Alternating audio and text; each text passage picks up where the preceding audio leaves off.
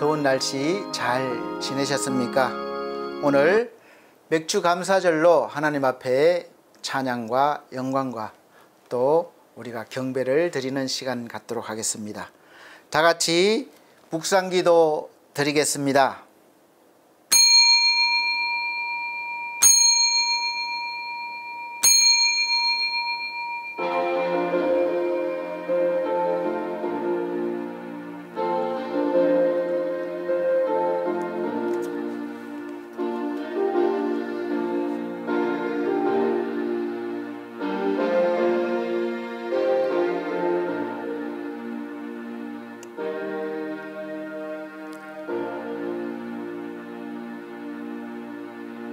내가 여호와를 항상 송축하며 내 입술로 항상 주를 찬양하리이다. 내 영혼이 여호와를 자랑하리니 곤고한 자들이 이를 듣고 기뻐하리로다. 나와 함께 여호와를 광대하시다 하며 함께 그의 이름을 높이세. 내가 여호와께 간구하매 내게 응답하시고 내 모든 두려움에서 나를 건지셨도다. 아멘. 찬송가 20장으로 찬송 드리도록 하겠습니다. 찬송가 20장입니다.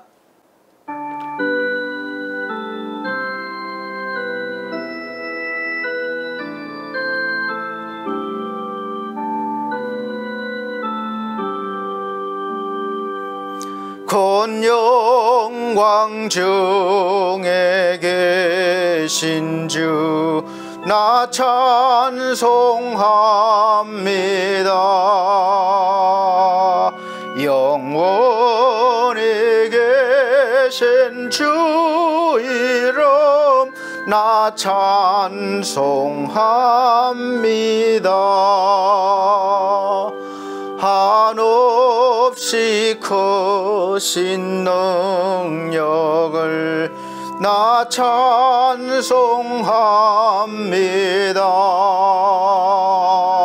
참되고 매번 그냥 나 찬송합니다. 온 천지 창조하시던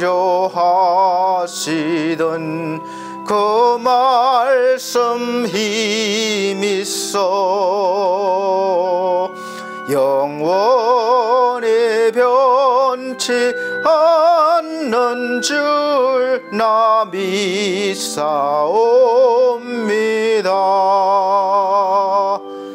그 온유하신 주 음성 날 불러주시고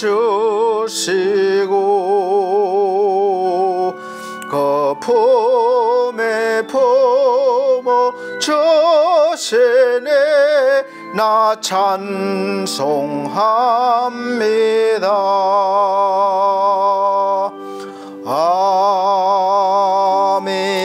아멘. 네, 성시교독 교독문 105번입니다. 찬송가 뒤에 성시교독 105번 감사절 첫 번째 105번 감사절 1번입니다. 제가 한 절 우리 성도님들께서 한 절 큰소리로 읽어나가도록 하겠습니다.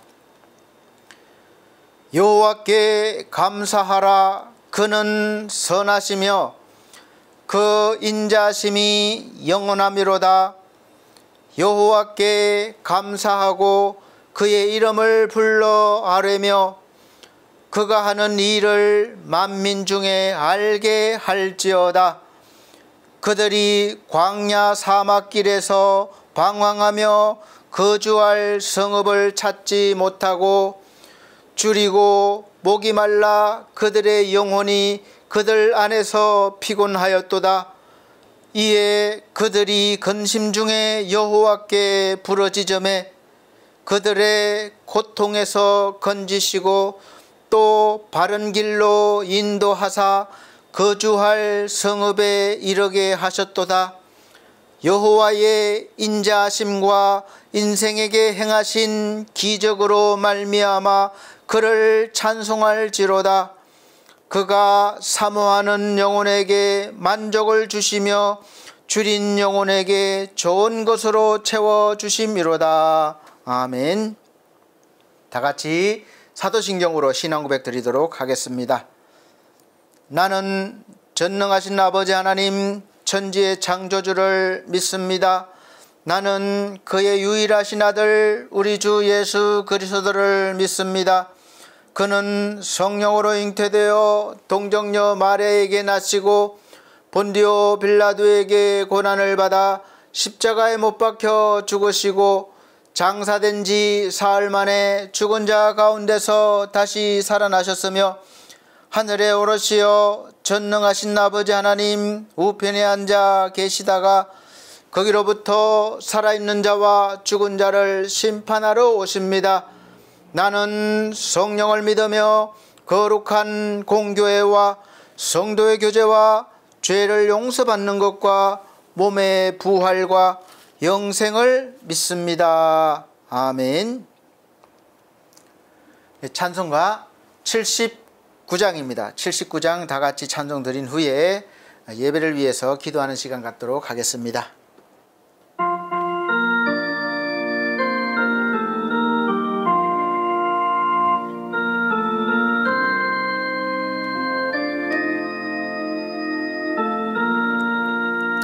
주 하나님 지으신 모든 세계 내 마음속에 그리어 볼 때 하늘의 별 울려 퍼지는 내 속 주님의 권능 우주에 찾네. 주님의 높고 위대하심을 내 영혼이 찬양하네. 주님의 높고 위대하심을 내 영혼에 찬양하네. 숲속이나 험한 골짜기에서 지저귀는 저 새소리들과 고요하게 흐르는 시냇물은 주님의 솜씨 노래하도다. 주님의 높고 위대하심을 내 영혼이 찬양하네.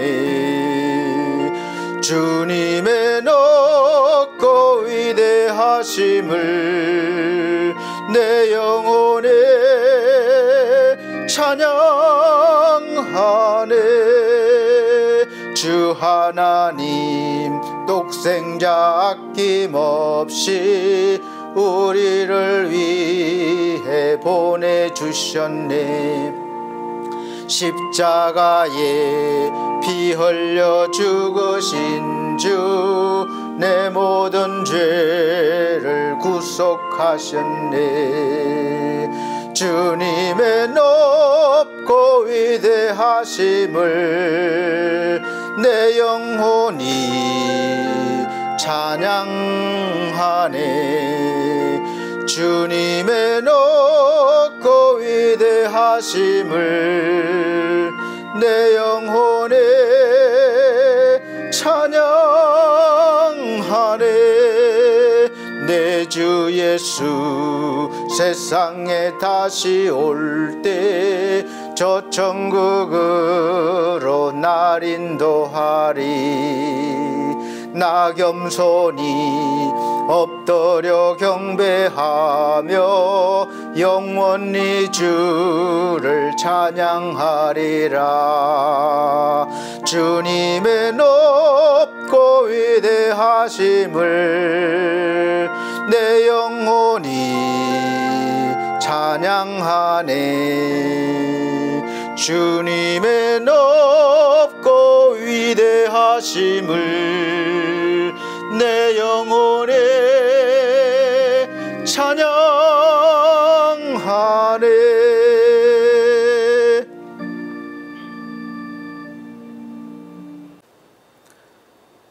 예배를 위해서 기도드리도록 하겠습니다. 살아계신 아버지 하나님, 오늘 맥주 감사절로 하나님 앞에 감사의 예배를 드리고 있습니다. 그 긴 광야 생활 동안에 하나님께서 날마다 이스라엘 백성들을 인도하시고 또 보호하신 것처럼 오늘날 우리 하나님의 백성들도 하나님께서 변함없이 돌보시고 인도하심을 감사합니다. 험난한 세상 속에서 늘 불기둥과 구름기둥으로 우리를 보호하시며 인도하시는 하나님 아버지, 때때로 우리에게 필요한 것들을 채워주시고 또 날마다 일용할 양식을 주심을 감사합니다. 우리가 가나안 땅을 바라보며 하나님의 약속이 변치 않았음을 믿고 믿음으로 살아가는 하나님의 거룩한 백성들이 다 되게 하여 주시옵소서. 오늘도 무거운 짐과 또 모든 죄와 연약함을 가지고 왔습니다. 우리 하나님 아버지 예수 그리스도의 보혈의 피로 공로로 모든 죄를 사해 주시며 연약함을 채워주시며 우리의 부족함을 아시니 아버지, 우리의 부족함을 풍성하게 채워주시고 도와주셔서 우리가 거룩한 하나님의 백성으로서 하나님을 경배하며 찬양하며 사는 데에 조금도 부족함이 없도록 날마다 인도하여 주시옵소서. 하나님, 오늘도 주의 백성들을 위로하시고 또 많은 고통 가운데 건져주시며 회복시켜 주시며 성령 충만함을 부어주셔서 날마다 하나님의 백성으로 살아가기에 부족함이 없도록 하여 주옵소서. 하나님 아버지, 이 나라의 백성을 사랑하여 주셔서 감사합니다. 세계 강국들 속에서, 세계 어려운 경제 모든 정세 속에서 하나님께서 이 나라를 보호하시고 인도하시며 하나님의 나라, 제사장의 나라로서 하나님의 복음을 들고 선포하며 나갈 수 있는 민족 삼아주셨사오니 이 일을 감당할 수 있도록 경제력과 문화와 모든 면에 힘을 주시고 강대국이 되게 하셔서 하나님 일을 잘 감당할 수 있도록 도와주시고 무엇보다 믿음을 더하여 주시옵소서. 오늘도 주님을 사랑하는 마음으로 주님을 간절히 바라보며 나왔습니다. 우리 하나님, 이 시간 말씀을 통하여 필요를 따라 채워주시고 해결하여 주시며 시간 전하는 자나 듣는 자나 성령의 감동함으로 충만함으로 하나님 채워지게 하셔서 우리가 오직 하나님 한 분만을 바라보며 하나님께 감사와 찬양을 올릴 수 있는 삶이 될 수 있도록 은혜 베풀어 주시옵소서. 이 시간도 마치는 시간까지 함께해 주시옵길 바라오며 예수 그리스도 이름으로 기도하옵나이다. 아멘.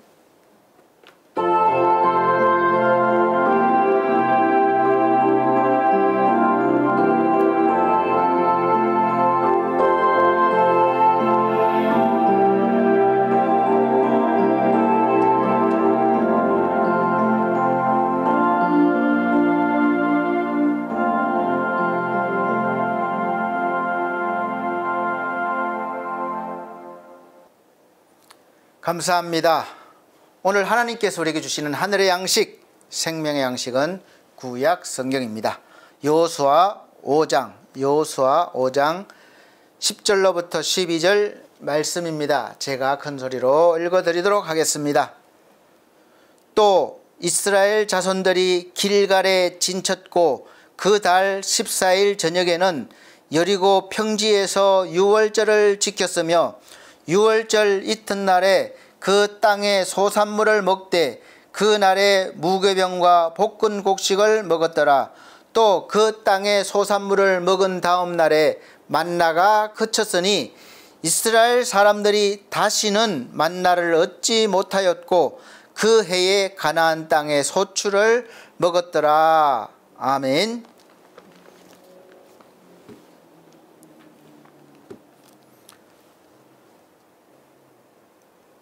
우리 사랑하는 성도 여러분, 덥고 습한 날씨 어떻게 잘 보내셨습니까?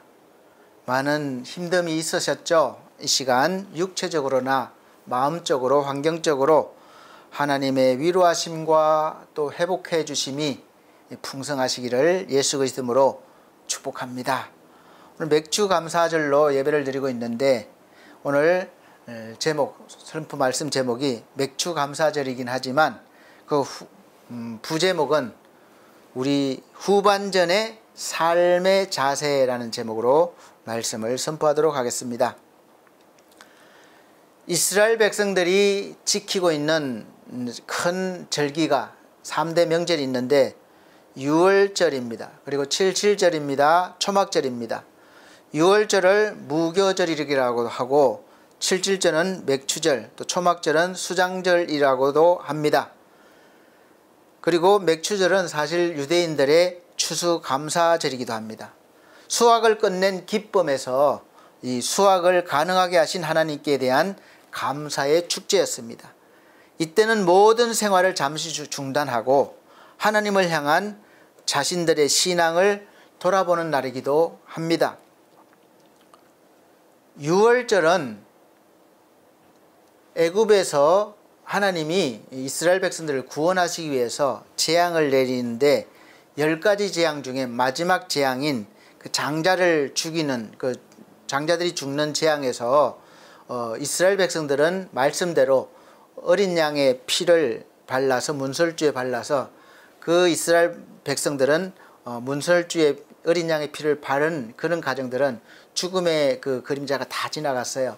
그래서 넘어갔다, 죽음이 넘어갔다, 재앙이 넘어갔다는 의미에서 6월 이런 뜻이 있어서 6월절을 지키고, 또 77절은 사실은 모세가 시내산에서 하나님께 그 십계명과 율법을 받은 것을 기념해 제정된 그런 전통이 있습니다. 그래서 첫 보리를 양식을 수확한 그것을 기념하기 위해서 제정된 것이고, 또 초막절, 수장절은 이제 광야 생활, 애굽 탈출의 광야 생활을 한 그것을 기념하기 위해서 만든 절기입니다. 잊지 말자는 것이죠. 그래서 이스라엘 백성은 광야 동안 정착할 집이 없었습니다. 광야에 할 수가 없었죠. 그래서 매일 하나님 인도하시는 대로 천막이죠. 성막을 쳤다가 또 거두고 이동하고 이런 고달픈 삶을 살았습니다. 그런 다음에 이제 가나안 땅에 들어가게 됐죠. 그걸 잊지 않기 위해서 지금도 하고 있다고 들었습니다만 얼마나 많이 하고 있는지 모르겠습니다. 그래서 초막절은 집에서 나와서 텐트를 치고 거기서 지내면서 기념을 한다고 들었습니다. 이 모든 6월절, 77절, 초막절은 다 하나님과 연관이 있고 하나님께서 베푸신 은혜, 또 인도하심, 이런 모든 것을 잊어버리지 않기 위해서 기념일로 제정한 그런 날들입니다. 그래서 반드시 지켜야 되는 것이죠. 맥추절은 6월절에서 49일째 되는 77절 또는 또 오순절이기도 합니다. 우리 개신교는 이 날을 맥추절과 성령 강림절로 둘로 나눕니다. 그래서 보통 5월 마지막 주에 성령 강림절로 지내고 6월을 마친 7월 첫 주를 맥추절로 지냅니다. 올해 2025년 오순절 성령 강림주일이 바로 6월 8일이었습니다. 오순절은 부활절 날짜에 따라 결정이 되는데 올해 부활절은 4월 20일이었습니다. 그래서 부활절부터 50일째 되는 날이 바로 6월 8일이었어요. 그래서 오순절은 이제 성령 강림주일이라고도 하고 그래서 아주 중요합니다. 이 오순절은 50번째 날이라는 뜻을 가진 그리스 펜테코스테에서 유래했습니다. 그래서 구약 시대에는 유대인들이 밀을 수확하는데 첫 열매를 하나님께 바치던 맥추절 또는 77절이기도 합니다. 좀 복잡하죠. 그래서 이스라엘 백성들이 광야 생활을 할 때는 하나님이 하늘에서 내려주시는 만나를 먹고 살았습니다. 만나와 메추라기 모든 것들이 하나님을 통해서만 왔어요. 농사를 지을 수도 없었고 광야이기 때문에 스스로 뭘 할 수가 없던 환경이었습니다. 오로지 하나님만 바라봐야 되는 그런 시간입니다. 그래서 광야 생활을 할 때 하나님이 만나를 내려주시고 그 만나를 먹고 살았습니다. 그러다가 이제 광야 생활을 마치고 가나안 땅에 들어가니까 매일 내리던 그 만나가 내리지 않았고 그 해에 오늘 말씀과 같이 그 해에 가나안 땅에서 처음 거둔 곡식인 보리를 수확하면서 이제 이 감사가 시작된 거죠. 우리가 하나님이 주시는 것과 우리가 믿음으로 살아가면서 땀을 흘려서 수확을 하는 그런 부분들이 나누어져 있는데 애매하고 헷갈리기도 하고 참 어렵죠. 그래서 이 첫 번째 것은 성경에서 항상 중요하게 생각해요. 하나님, 첫 아들, 첫 열매. 첫 열매의 의미가 있는데 예수님도 잠자는 자들의 첫 열매가 되셨다 이렇게 말씀하고 있어요. 십자가에서 죽으시고 부활하셨고 또 그래서 죽은 자의 첫 열매, 부활의 첫 열매가 되셨죠. 예수께서 부활의 문을 활짝 열어놓으셨습니다. 그래서 맥추절은 봄에 처음 수확하는 절기이기 때문에 봄의 절기는 초림으로 오시는 예수 그리스도를 상징하기도 합니다. 그렇게 해석하기도 해요. 그래서 맥추절의 절기는 하나님께서 이스라엘 백성에게 정해 주신 두 번째 절기입니다. 그들이 애굽에서 430년 동안 종으로 살아갈 때, 종살이 살아갈 때 절기를 지키지 못하죠. 본인들이 믿는 하나님을 섬기지 못합니다. 애굽 왕을 섬겨야 되고 애굽에 믿는 신들과 문화에 이렇게 젖어들 수밖에 없는, 동화될 수밖에 없는, 강요받을 수밖에 없는 그런 세월을 보낸 것입니다. 그런 환경이었죠. 그래서 애굽의 문화와 신들을 섬기는 그런 시간 속에서 살아왔습니다. 그러나 이제 애굽을 탈출한 후에는 완전한 자유인 하나님의 백성으로서 하나님께서 이제 주시는 은혜 속에서 하나님의 시간과 이제 절기로 바꿔야 하는 때가 온 것입니다. 모든 것을 하나님 중심이 돼야 될 때가 온 거예요. 그래서 자유인으로서 온전한 하나님의 백성으로 하나님께만 경배드리며 하나님만 의지하며 살아가는 이 사고와 문화와 그 속에서 절기와 그런 시간들, 세월 속에서 삶을 살아내야 되는 것입니다. 이스라엘 백성들은 하나님의 시간과 절기로 거룩하신 하나님 안에서 매년 시작하라는 것입니다. 그래서 애굽에서의 삶에서 거룩한 백성의 삶으로 변화된 삶을 살아라 라는 뜻이 있죠. 그리고 세상의 모든 것들을 버리라는 거예요. 세상의 시간을 버리라. 버리라는 의미는 이 사고방식을 바꾸라는 거예요. 세상의 것이 의미가 없다는 것이 아니라 중요하지만 모든 것을 하나님과 연관을 시키고 하나님의 그 은혜 속에서 재해석해서 살라는 것입니다. 모든 시간의 시작이 하나님의 시간으로 출발해야 되고 하나님으로부터 또 시작되고 진행돼야 되고 맞춰지고 이것이죠. 이것이 우리 삶이라는 것입니다. 하나님의 백성으로서 살아가야 된다는 거예요. 맥추절은 말씀드렸다시피 오순절로도 불립니다. 이 오순절은 초대교회 당시 이제 예수님이 성천하시고 난 뒤에 마가의 다락방에서 약속을, 성령을 주겠다 하신 약속을 기다리며 그렇게 해서 성도들이 모여서 기도할 때에 그 임한 성령 강림일과도 일치하다고 할 수 있어요. 결국 맥추절은 신약의 성령 강림절이라고 보시면 되겠습니다.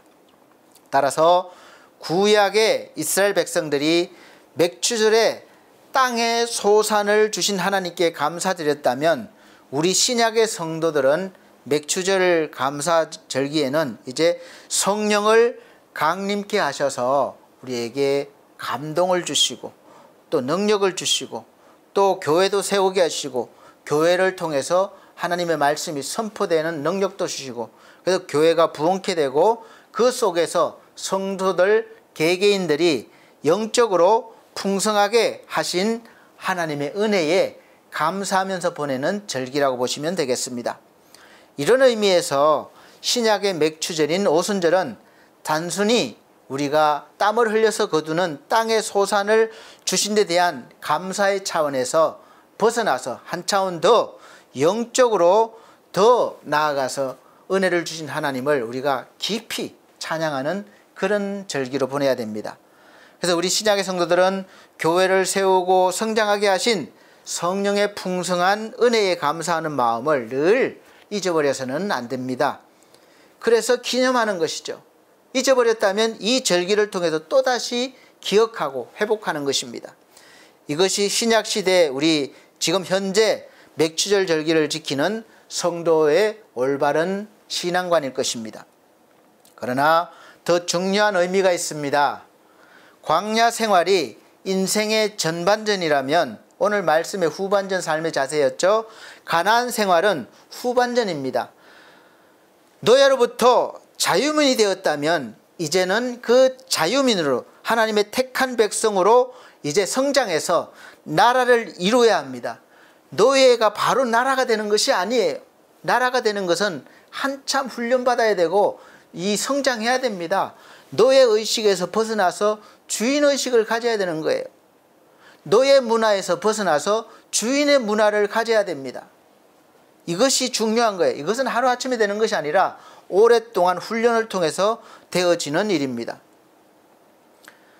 이스라엘의 건국은 그 훨씬 뒤에 일어난 일이지만 자기 땅에 정착해서 이제는 성막, 텐트같이 생긴 집이 아니라 이제는 건물로 된 안정적인 집을 짓고 거기서 떠들어다는 것이 아니라 정착해서 생활하는 것이죠.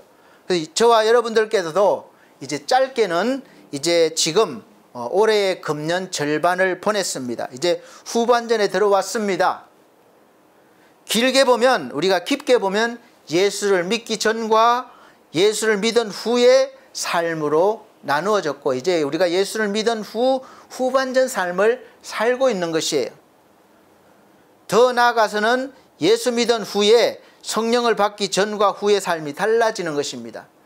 여기서 나누는 것이 애굽에서 똑같이 나왔는데 이제 여전히 광야의 삶을 살고 있는 성도들이 있고 가나안 땅에 들어와서 사는 성도들이 나누어져 있을 수 있습니다. 그래서 빨리 이제 성장해서 가나안 땅으로 들어와서 삶을 살아야 되겠죠. 후반전은 그렇게 살아야 됩니다. 그래서 광야 생활은 어쩔 수 없어요. 어쩔 수 없이 내 힘으로는 안 돼요. 그래서 하나님만 바라봐야 되는 그런 환경. 그러나 가나안은 이제 세상의 풍요로운 땅입니다. 그래서 내 힘으로 살아갈 수 있어요. 땀을 흘리며 거둘 수 있습니다. 그러나 믿음을 잘 지켜내야 하는 환경입니다. 잘못하면 세상 속으로 들어가서 믿음을 잊어버리거나 믿음이 약화될 수 있어요. 그래서 여러분들은 아직 전반전의 삶을 살고 계신 것 같습니까? 아니면 후반전의 삶을 살고 계신 것 같습니까? 모세는 전반 40년을 애굽 왕자로 정말 최고의 교육과 최고의 음식과 문화를 누리며 살았습니다. 그러다가 그 인생 40 마지막 부분에 어떤 살인을 하게 돼서 40년간을 다시 이제 하프타임이죠. 그러니까 광야로 쫓겨나서 의도한 것이 아니에요. 쫓겨나서 이제 살게 됩니다. 얼마나 고생입니까? 왕자로 살던 삶을 광야에서 사는 것이 얼마나 힘든 삶입니까? 그러다가 이제 마지막 이제 80세에 마지막에 이제 또 40년을 하나님께 부름받고 위대하게 쓰임 받습니다. 여호수아나 갈렙은 비슷한 시대의 사람이에요. 이렇게 40년 노예 생활도 했고 40년 똑같이 광야 생활도 했고 모세는 가나안에 들어가지 못했지만 이제 이들은 가나안 땅에 들어간 그 삶을 살았습니다. 그 후반전에 가나안 땅에 들어가서 하나님께서 거기에 살던 민족들의 죄가 만연했기 때문에 다 멸하고 그 땅을 차지하라는 말씀대로 전쟁해서 차지하는 삶을 사는 것이죠. 그냥 가만히 들어가서 있는 것이 아니라 전쟁하는 거예요. 믿음의 전쟁에 우리도 예수 믿고 구원받고 가만히 있으면 믿음이 지켜지는 것이 아니잖아요. 그러니까 신앙생활은 끊임없는 싸움이에요. 영적인 싸움이에요. 피 흘리기까지 싸우는 거예요. 이런 싸움을 통해서 우리가 영적인 영역을, 복을 더 많이 차지하게 되고 넓혀가는 것입니다. 여러분 축구 좋아하시는 분들이 많이 계시죠? 우리나라에서 월드컵 할 때 얼마나 대단했습니까? 유럽, 아시아, 오세아니아, 북중미, 남미, 아프리카 이렇게 6개 대륙 그리고 월드컵 우승국 그리고 차기 개최국에서 한 8개 그 팀이 이제 최고 팀들이죠. 이렇게 붙는 컨페더레이션스 컵이 있습니다. 그러니까 미니 월드컵이라고 돼요. 여기서 언젠가 축구 결승전에서 미국과 브라질이 붙었습니다. 이상하게 브라질은 전반전 미국한테 2대0으로 치고 있었어요. 그러니까 분위기가 이미 패색이 짙었죠. 마찬가지로 우리도 전반전 살아가면서 여러 가지 고난과 어려움과 어떤 형태든 고통을, 좌절을 맛볼 수가 있습니다. 그런 가운데 있을 수가 있습니다. 가정에서, 직장에서, 교회에서 힘든 삶을 살아왔을 수 있습니다. 그러나 이 브라질은 후반전에서 이제 3골을 연달아 넣어서 승리하고 우승했습니다.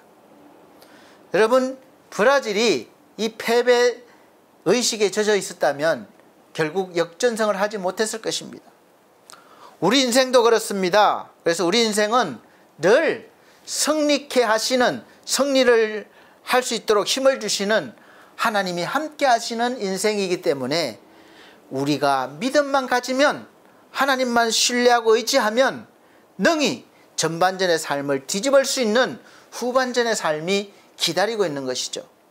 이미 그리고 우리 결과는 승리의 삶으로 장식되어 있습니다.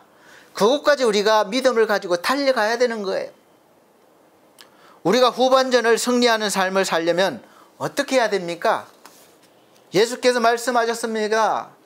자신을 나는 길이요 진리요 생명이다 이렇게 말씀하셨는데 왜 그렇게 말씀하셨습니까? 우리는 늘 살아가면서 길을 찾고 있어요. 어떤 길로 가야 될까? 어떤 길이 옳은가? 그리고 진리를 찾고 있습니다. 진리에 목말라요. 어떤 것이 진짜인가? 진리인가? 찾아 헤맵니다. 그리고 늘 생명을 가지고 싶어요. 그래서 죽음을 싫어합니다. 두려워해요. 생명을 얻고 싶어 합니다. 그래서 예수께서 말씀하셨어요. 길이요 진리요 생명이시다. 사람들이 사는 길을 분주히 찾아다니죠. 그래서 앞날을 알기 위해서 점도 보고 예언자도 찾아가서 기도도 받아보고, 그래서 앞날을 알 수만 있다면 돈도 아낌없이 내놓을 수 있습니다. 제가 아마 예언을 잘해서 앞날을 잘 예고해 준다면 여기에 줄을 서서 기다리고 있을 것입니다. 그러나 줄 서서 기다리는 분들이 말씀이 갈급해서, 진리가 갈급해서 오는 것은 아닐 것입니다. 그래서 하나님이 저에게 예언의 은사를 주시지 않으셨어요. 흔히 이 시대를 가리켜 불안의 시대라고 합니다. 겉으로 보면 분명 예전보다는 많이 풍요로워지고 이 사회 안정만도 상당히 잘 갖춰진 것 같은데 이상하게 사람들은 오히려 더 불안해하고 옛날이 더 좋았다 이런 생각들을 많이 합니다. 이러한 불안 심리는 남녀노소 간의 차이가 없습니다. 어린아이들도 아이고 스트레스 받네 죽겠다 이렇게 말하고 실제로 어린아이들이 스스로 자살하는 경우도 있어요. 청소년들이 얼마나 힘들어합니까? 얼마나 힘들면 가출을 많이 합니까? 그만큼 힘들다는 것이죠. 언젠가 통계를 보다 보니까 연금 복권을 20대가 제일 많이 구입했다고 합니다. 그러니까 20대가 제일 불안하다는 거죠. 그만큼 불안한 시대라는 겁니다. 여러분, 이러한 불안 심리는 어떻게, 왜 생기는 것일까요? 철학자인 케르케고르는 이렇게 설명했습니다. 불안은 인간이 하나님과 멀리 떨어져 있다고 느낄 때 나타나는 자연스러운 현상이다. 얼마나 옳은 말을 했습니까? 마치 이런 겁니다. 어린아이가 엄마와 같이 있다가 떨어지면 굉장히 불안합니다. 이 불안한 표현을 울음이죠. 우는 거죠. 난리가 납니다. 그리고 그 자리에 가만히 있으면 되는데 불안하니까 자꾸 찾으러 다녀요. 그러다 보면 엉뚱한 곳에 가 있어서 찾기가 더 힘들어지게 되는 것이죠. 왜 그렇습니까? 불안하기 때문에 그렇죠. 아무리 좋은 환경 속에 있어도 엄마가 없으면 불안합니다.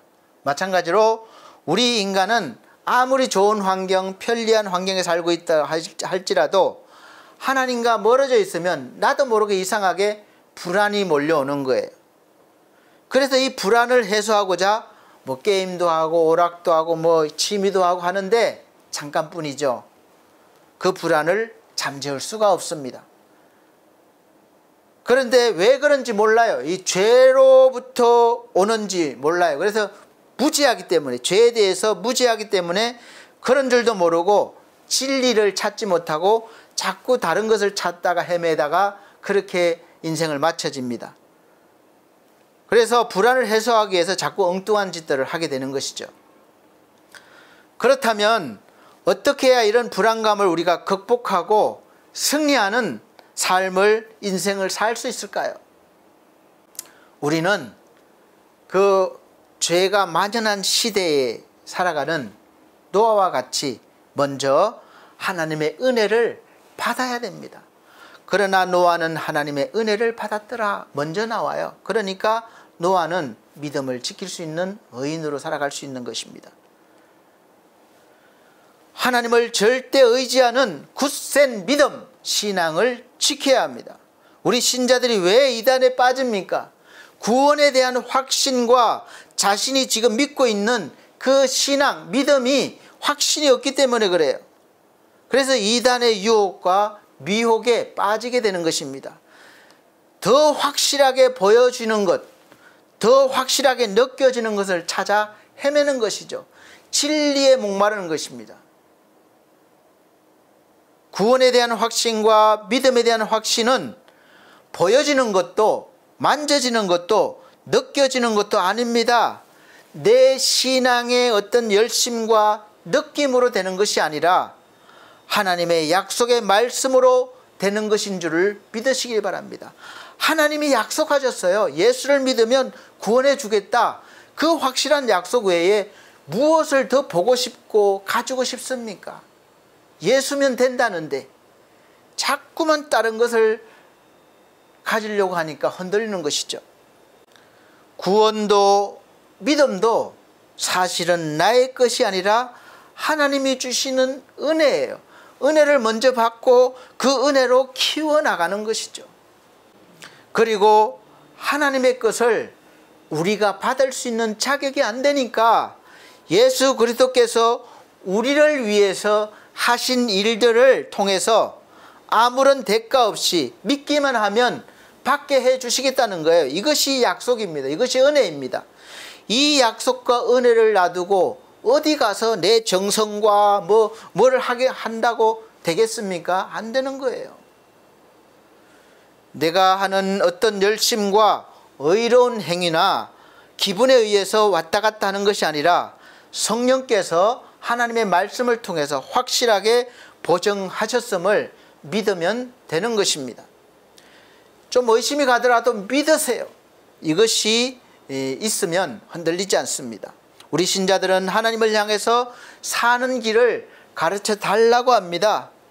막연히 돈 벌고 잘 살려고 교회 나와서 하나님께 기도하고 매달립니다. 그러나 하나님이 정작 하나님 자체가 우리가 사는 길이요 진리요 그 자체임을 우리가 간과하고 하나님 말고 그 하나님을 통해서 다른 것을 오기를 바라니까 하나님께 집중하지 못하는 거예요. 세상 길은 내 힘으로 가야 하는데 험해서 지치죠. 그러나 하나님은 길뿐만 아니라 그 길을 갈 힘도 또 지혜도 주시는 것입니다. 그래서 시편 119편 105절 말씀에는 주의 말씀은 내 발의 등이요 내 길의 빛이니이다 이렇게 말씀하고 있습니다. 앞에를 밝혀주는 등이고 멀리 목적을 향해 갈 수 있도록 비춰주는 빛이라는 거예요. 하나님의 말씀이 우리가 앞으로 어떻게 살아가야 할지 어디로 가야 할지 바르게 가르쳐 주시는 것입니다. 다윗은 시편 31편에서 고난을 당해서 불안한 자기의 인생을 하나님을 바라보고 의지함으로써 극복했습니다. 하나님을 의지하니까 자기의 인생의 앞날이 오직 하나님께만 있다는 것을 확신할 수 있었습니다. 시편 31편 14절 15절 말씀 보시면 여호와여 그러하여도 나는 주께 의지하고 말하기를 주는 내 하나님이시라 하였나이다.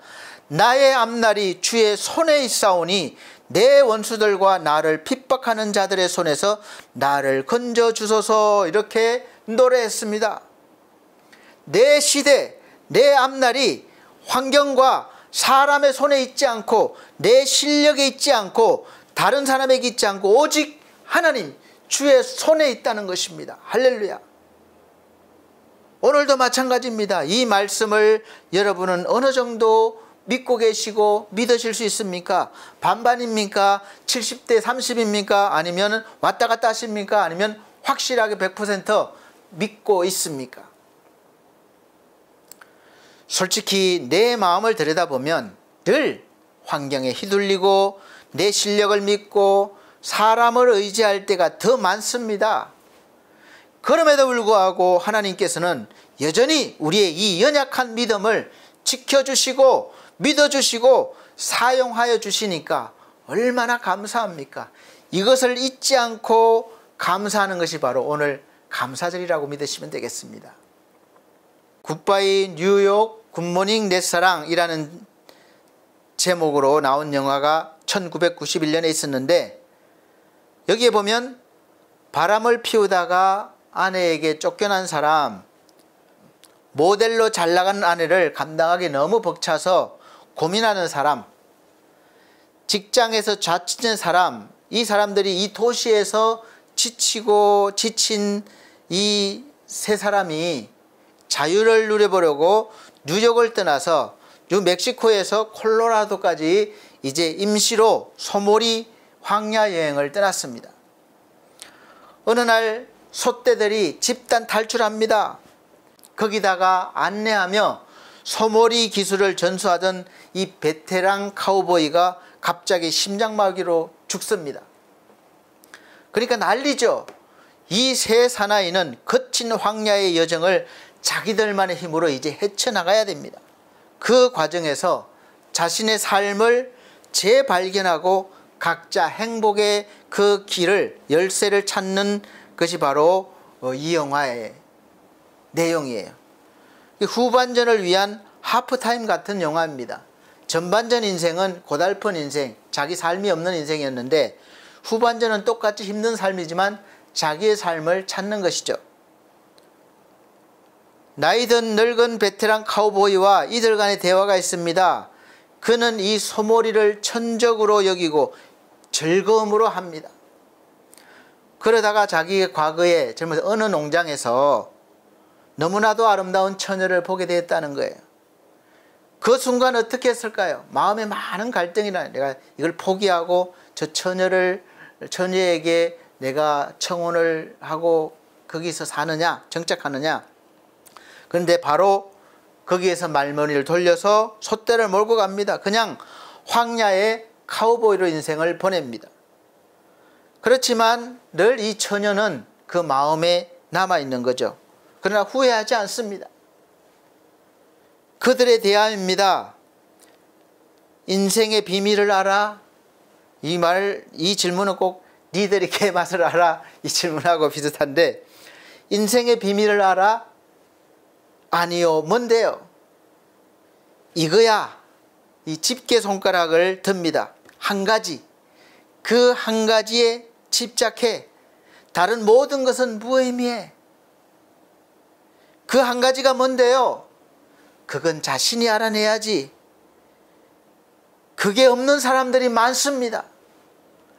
한 길로 가야만 목적지에 도달할 수 있습니다. 자신만 아니라 소떼들도 함께 갑니다. 우리도 그래요. 우리가 찾는 그 한 가지 길이 무엇인가요?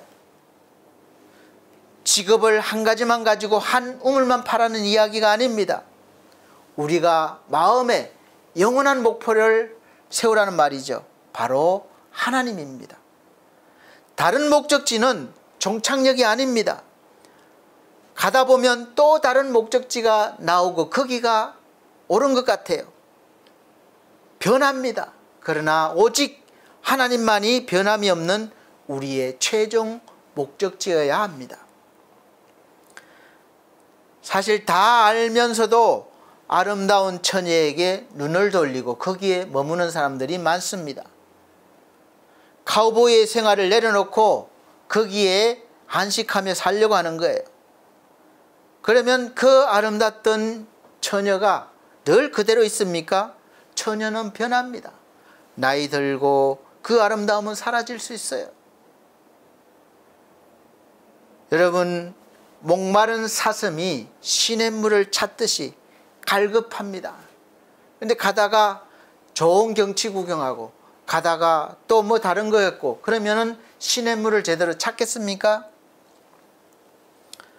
하나님 외에 다른 목적지는 다 흔들리고 변한다는 것입니다. 여호수아와 갈렙은 그래서 오직 한 가지 목표를 향했습니다. 하나님과 하나님이 주시는 복입니다. 하나님의 약속을 붙들었습니다. 그 목표를 위해서 몸도 만들고 훈련도 합니다. 그래서 전반전보다 더욱 강력하게 후반전을 살아가는 것이죠. 여러분, 벌써 금년에 지친 분이 계신가요? 이제 전반전인데 벌써 지치셨나요? 이들처럼 한번 해보세요. 여호수아와 갈렙처럼 하나님만을 길로 삼는다면 갈 수 있는 힘도 주어집니다. 하나님에 대한 믿음을 회복하시고 다시 열심을 내시길 바랍니다. 그러면 하나님께서 다시 남은 후반전을 뛸 수 있게 해 주실 것입니다. 할렐루야. 두 번째는 하나님에 맞추어 정리하십시오. 여러분, 정리하기가 쉽지 않습니다. 저도 늘 살아가면서 정리가 쉽지 않은데 살다 보면 잡다한 것도 다 이렇게 버리기 아깝해서 모아놓는 게 많아요. 수시로 정리가 필요합니다. 우리가 새해 시작할 때 연초에는 건강을 위해서 스포츠 센터에도 열심히 나갑니다. 등산 가는 사람들도 많습니다. 예배도 열심히 나옵니다. 그러다가 한 번, 두 번 쉬기 시작하고 그것으로 마치고 맙니다. 스포츠 센터에 돈만 내고 안 나갑니다. 예배도 들쑥날쑥합니다. 왜 그런가요? 삶이 하나님 중심으로 정렬되지 않았기 때문에 그렇습니다. 제가 하는 일이 자료를 많이 프린트하는 일이라서 프린트를 자주 하는데, 그런데 프린터가 가끔 자기 스스로 작동을 합니다. 왜 그런가 보니까 스스로 정렬을 하는 거예요. 더 좋게 이렇게 하기 위해서 흐트러진 것을 정리한다고 그래요. 거기 나왔습니다. 프린터 정렬한다고. 그래서 다시 깔끔하게 프린트를 해주는 것입니다. 우리도 우리 인생에서 이와 같이 우리 스스로 하프타임을 가져 생각하는 시간을 내야 합니다. 바쁜 걸음을 멈추고 이 숨을 고르는 것은 상당히 유익합니다. 나는 지금 내 인생에서 중요한 무엇을 놓치고 있지는 않는가? 나는 지금 무엇을 위해서 지금 이렇게 열심을 내는가? 여러분, 왜 열심히 땀 흘리며 사십니까? 나는 지금 누구로 살아가는가? 여러분, 예수 믿는 사람으로 그리스도인으로 살아가고 계십니까? 무엇을 가치 있게 보는가? 여러분 인생에 무엇이 가치가 있습니까? 그리고 10년 이내에 내가 하고 싶은 일은 무엇인가? 하나님이 내게 주신 은사 가운데 현재 이루어진 것은 무엇인가? 은사 가운데 못 쓰고 있는 것은 무엇인가? 한번 진지하게 깊이 묵상할 필요가 있습니다. 하나님, 나중에 하겠습니다. 이렇게 미뤄온 일들이 많죠. 갈렙의 이 집게 손가락은 늘 하나님을 향했습니다. 그 목표는 늘 주로부터 오는 힘과 의욕이 되는 것이죠. 여호수아 14장 8절에 보면 나와 함께 올라갔던 내 형제들은 백성의 간담을 높게 하였으나 나는 나의 하나님 여호와를 온전히 쫓았으므로 9절 그날에 모세가 맹세하여 가로되 내가 나의 하나님 여호와를 온전히 쫓았은즉 내 발로 밟는 땅은 영영이 너와 내 자손의 기업이 되리라 하였나이다. 아멘. 내가 여호와를 온전히 쫓았은즉 내 발로 밟는 땅은 영원히 너와 내 자손의 기업이 되리라. 여러분, 이것이 우리에게 주어지는 복의 분량입니다. 처음부터 너는 요만큼 너는 이만큼, 물론 어느 정도 직분에 대한 그런 게 있겠지만 여호와를 온전히 쫓으면 우리가 하는 일마다 복을 주셔서 이것이 바로 우리의 영영한 기업이 되고 우리 후손들의 기업이 될 것입니다. 이 기업이 무엇입니까? 바로 하나님입니다. 하나님이면 됐지. 뭘 더 바라십니까? 하나님 속에 다 있습니다. 여호수아와 갈렙만이 그 시대의 사람들은 둘만 남았습니다. 85세까지 살아남았습니다. 그 또래 모두 다 다른 것을 따르다가 광야에서 죽었습니다. 그러나 그들은 그 나이에 전쟁에 나가서 전투에 참여할 수 있는 그런 강함이 있었습니다. 여호수아와 갈렙이 오래 살기 위해서 철저하게 몸에 좋은 음식을 가려서 먹고 운동을 하고 해서 85세까지 강하게 된 것이 아닙니다. 여호와를 온전히 쫓았기 때문에 하나님께서 복을 주시기 위해서 그렇게 강하게 하신 것이죠. 물론 그렇다고 자신을 돌보는 것을 게을리하고 신경을 쓰지 말라는 것은 아닙니다. 우선순위를 말씀드리는 거예요. 관리해야 됩니다. 그러나 그 전에 먼저 하나님께 온전히 순종하고 하나님을 쫓아야 된다는 것을 늘 마음에 새기시기를 바랍니다. 이제 나의 여러분의 인생에 더 나은 후반전을 위해서 한번 답을 내려보시기 바랍니다. 제가 질문을 드리겠습니다. 첫 번째는 늘 내 마음을 지배하는 것이 무엇입니까? 돈입니까? 성공입니까? 자기 자랑입니까? 그렇다면 하나님은 어느 정도 나에게 중요하신 분이십니까? 한번 답을 써보세요. 두 번째는 지금 돈은 충분합니까? 여유분을 어떻게 사용하고 계십니까? 부족하다면 어찌할 것입니까? 세 번째는 지금의 일을 나는 어떻게 보고 있습니까? 앞으로도 하고 싶은 일입니까? 지금 하고 있는 일이 앞으로도 계속 하고 싶은 일인가요? 네 번째는 나의 인생 후반전을 위해서 나는 어디에서 이 날마다 새로운 영감을 얻고 또 어떤 조언을 얻을 수가 있습니까? 이 질문에 대한 대답을 한번 정리해 보시기 바랍니다. 마지막 세 번째는 하나님과 함께 가는 자체가 승리입니다. 여호수아와 갈렙의 위대함이 어디 있습니까? 그들이 믿음이 뛰어나다 그런 것이 아니라 우리는 늘 하나님의 주시는 은혜를 봐야 됩니다. 실력이 뛰어났습니까? 용감해서요? 머리가 좋았나요? 인내심이 강해서인가요? 훈련이 잘 돼서인가요? 아닙니다. 하나님을 늘 마음에 모시고 하나님의 말씀을 가지고 있었습니다. 그들이 품고 있었던 것은 하나님의 약속의 말씀입니다. 그것이 보여지거나 만져지는 것이 아니지만 확신하고 확실하게 가지고 있었습니다. 그것이 그들을 거룩하게 하고 강하게 하고 그리고 성공한 인생을 살게 했습니다. 하나님과 함께 있다는 그 자체에서 자부심과 확신을 누려야 합니다.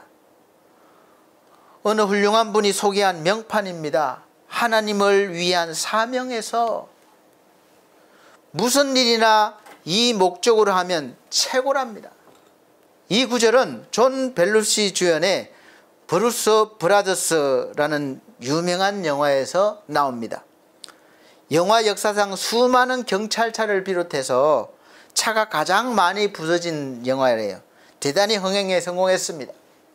이들이 카톨릭 고아원에서 자랐는데 이 고아원이 세금 5,000불을 낼 수 있는 형편이 아니라서 이렇게 팔리게 됩니다.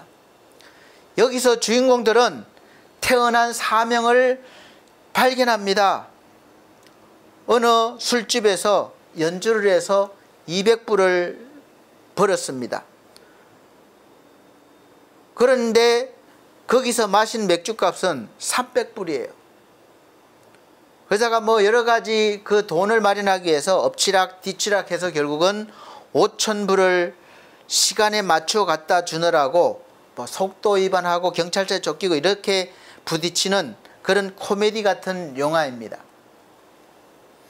여기서 주인공들은 가는 곳마다 사고를 칩니다. 하나님으로부터 받은 사명을 이루기 위해서래요. 그렇다고 여러분들도 사고를 치라는 뜻은 아닙니다.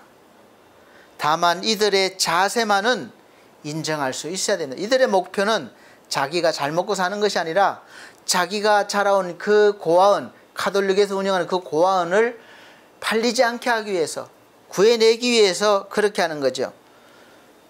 그래서 차들이 많이 부서지고 사고가 많이 나고 위험해도 목숨 걸고 이 일을 수행한다는 그런 것입니다.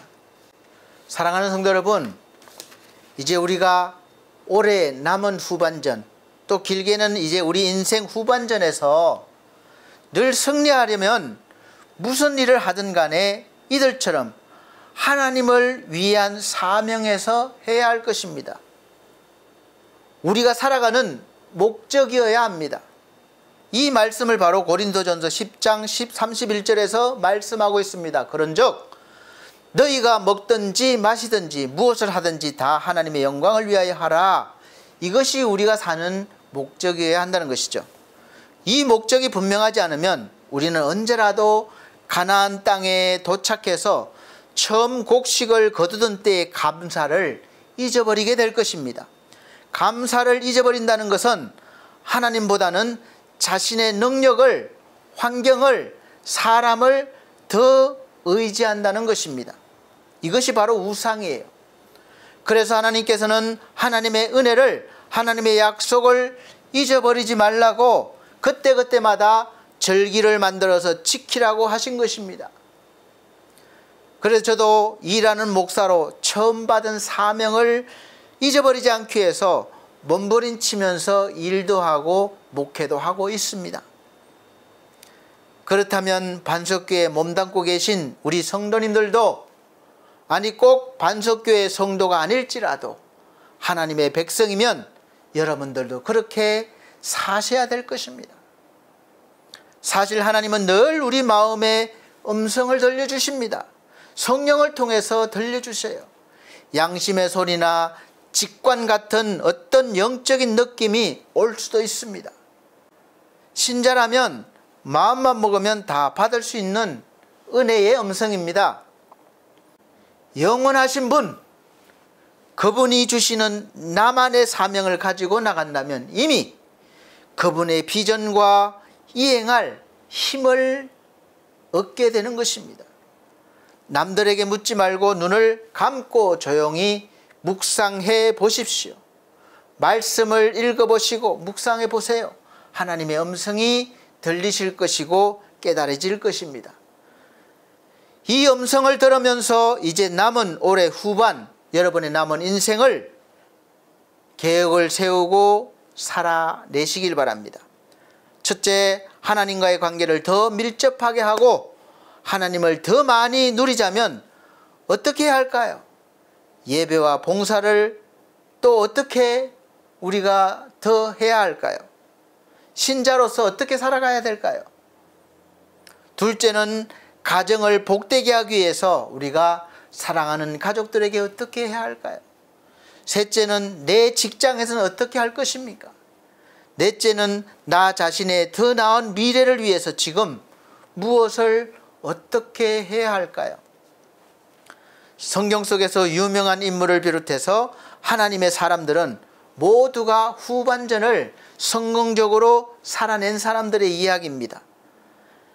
인생의 후반전도 있지만 이 한 해의 후반전도 있습니다.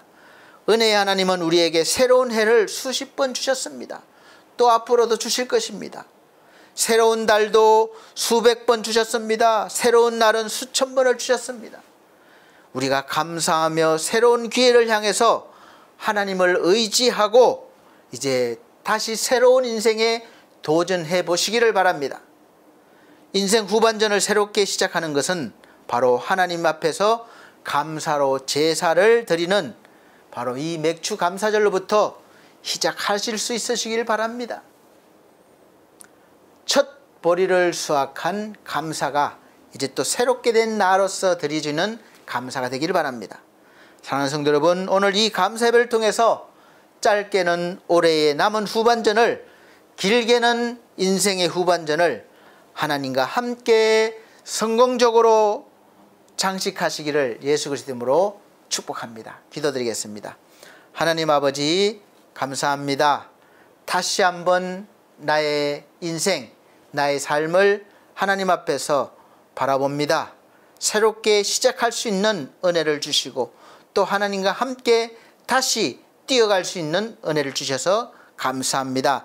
날마다 우리가 하나님의 은혜를 바라보며 감사와 찬양을 올릴 수 있는 그런 존귀한 주의 백성들로 살아가게 하여 주시옵소서. 감사드리며 예수님 이름으로 기도하옵나이다. 아멘. 네, 감사합니다. 지금은 헌금 시간입니다. 정성껏 준비하신 헌금 드리는 시간입니다. 헌금 찬송 429장입니다. 429장 다 같이 찬송 드리시면서 준비하신 헌금 드리도록 하겠습니다.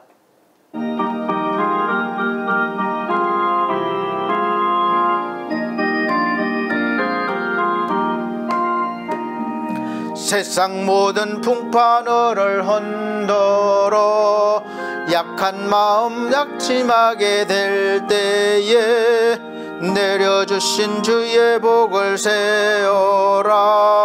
주의 크신 복을 내가 알리라. 받은 복을 세어 보아라. 크신 복을 내가 알리라. 받은 복을 세어 보아라. 주의 크신 복을 내가 알리라.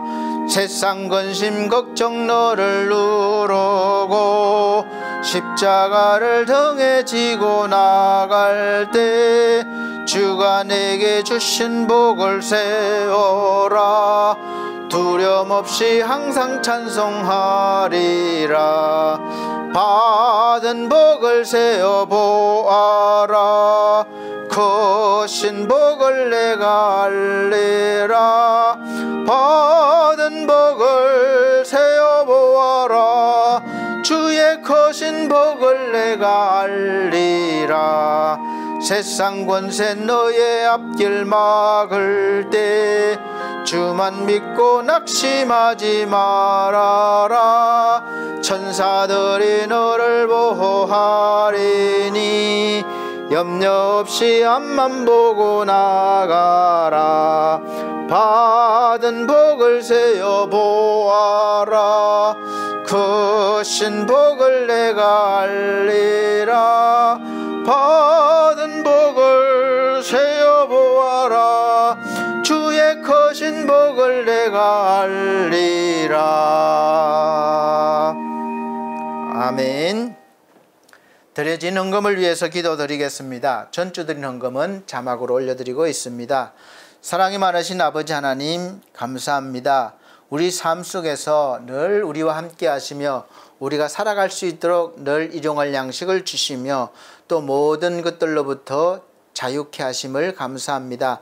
늘 우리 믿음이 연약한 것을 하나님 불쌍히 여기시고 날마다 성령 충만함으로 살아가게 도와주시고 하나님이 주시는 능력과 권세로 살아가게 하여 주시옵소서. 귀한 손길 기억하시고 하나님 복에 복을 더하여 주시옵소서. 감사드리며 예수님 이름으로 축복하고 기도하옵나이다. 아멘. 네, 감사합니다. 교회 앞에 교회 소식 전해드리도록 하겠습니다.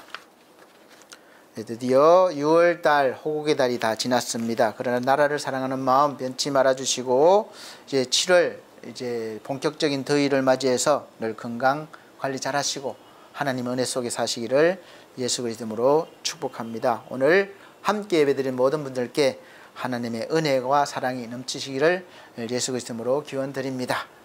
첫 번째, 올해 2025년도 교회 표현은 기뻐하고 기뻐하는 삶입니다. 빌립보서 4장 4절 말씀으로 표어가 정해졌습니다.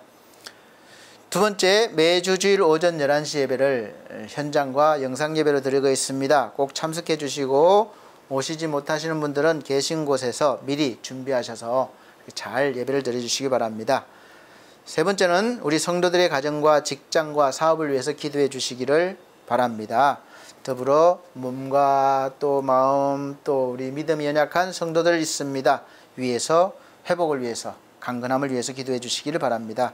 늘 기도해왔던 우리 지상준 청년 그리고 권만섭 성도님, 권대혁 성도님 또 산토스 청년은 이제 수술 받고 이렇게 나라로 본인 나라로 다시 갔는데 그곳에서 하나님의 은혜로 살아가게 해달라고 기도해 주시고 또 우리 천성중앙교회 담임 목사님 늘 강건하셔서 목회를 잘 감당하게 해달라고 기도해 주시기를 부탁드립니다. 그 외에 또 많은 분들이 또 이렇게 어려움 당하고 있습니다. 회복을 위해서 기도해 주시기를 바랍니다. 우리 반석교회와 미디어 홈페이지 운영을 위해서 기도해 주시고 함께할 동역자를 위해서 기도해 주시기를 바랍니다. 또 엘피스 재가복지센터를 운영하고 있는데 수급자 어르신들 구원과 요양보호사님들 구원 그리고 가족분들 구원을 위해서 기도해 주시고 또 운영을 위해서도 기도해 주시기를 부탁드리겠습니다. 엘피스 홈케어가 이제 하나님의 영광을 위해서 세워진 기업인데 잘 되게 달라고 기도해 주시고 또 이 모든 것을 관리해 주시는 디온 김성곤 대표님께도 감사드리고 가정과 또 사업에 하나님의 은혜와 복이 넘치시기를 예수 그리스도 이름으로 축복합니다. 위에서 기도해 주세요. 네 번째, 늘 푸른 요양원에서 오후 예배를 인도하고 있습니다. 주일 예배를 인도하고 있는데 그곳에서 하나님의 말씀을 통해서 영혼이 살아나고 또 건강이 회복되어지고 놀라운 하나님의 역사가 일어나도록 기도해 주시고 인도하는 저를 위해서 그곳에 계신 수급자 어르신들과 또 원장님, 직원분들을 위해서 운영을 위해서 기도해 주시기를 바랍니다. 다섯 번째, 나라와 민족을 위해서 기도해 주세요. 지금 나라가 잘 되도록 또 지도를 통해서 우리나라가 바로 설 수 있도록 복음화를 위해서도 기도해 주시기를 바랍니다. 여섯 번째, 총회 수련회를 말씀드렸다시피 6월 30일부터 7월 2일까지 하나님의 은혜로 잘 다녀왔습니다. 기도해 주셔서 감사합니다. 일곱 번째로 7월 오늘 첫 주 맥주 감사절 예배를 드리고 있는데 말씀드렸다시피 첫 번째 거둔 것, 첫 열매, 첫 새끼, 또 첫 것이 아주 중요합니다. 그래서 그 의미예요. 그래서 하나님 것이라는 것이죠. 우리 모든 것은 하나님이 주셨고 하나님부터 왔음을 잊지 마시고 늘 일상생활 속에서 감사를 잊지 마시길 바랍니다. 다음 주까지 늘 강건하게 계시고 또 주일날 감사한 마음으로 함께 만나겠습니다. 다 같이 결단의 찬송, 폐찬송 54장 다 같이 찬송 드린 후에 축도로 예배를 마치도록 하겠습니다.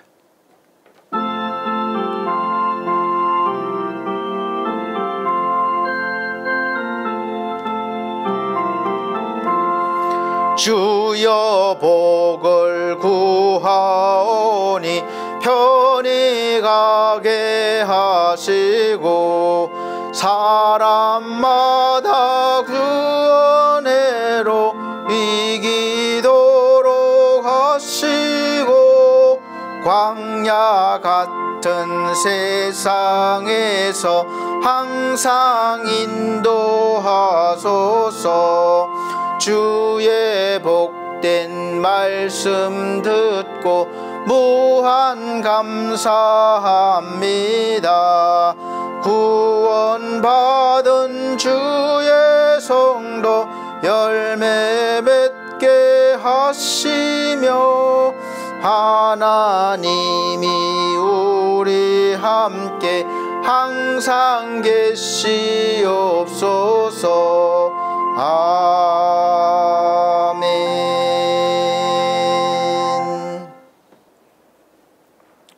우리 하나님 아버지, 모든 것은 하나님으로부터 오며 하나님과 함께하며 하나님의 끝임을 늘 명심하게 하시고 하나님이 주시는 풍요로움을 또 모든 삶을 믿음 안에서 누리며 살아가서 늘 하나님께 영광과 찬송과 또 기쁨이 되는 그러한 삶이 될 수 있도록 우리 사랑하는 성도들을 도우시고 인도하여 주시옵소서.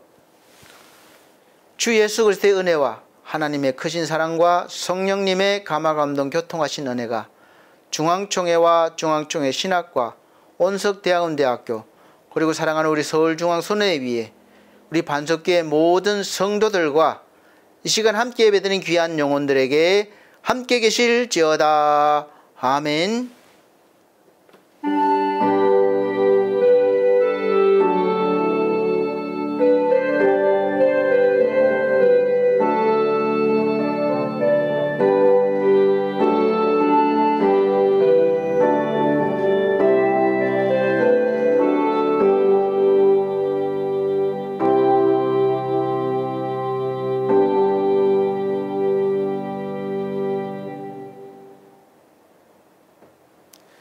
감사합니다. 하나님께 모든 영광 올려드립니다. 다음 주 건강한 모습 뵙겠습니다.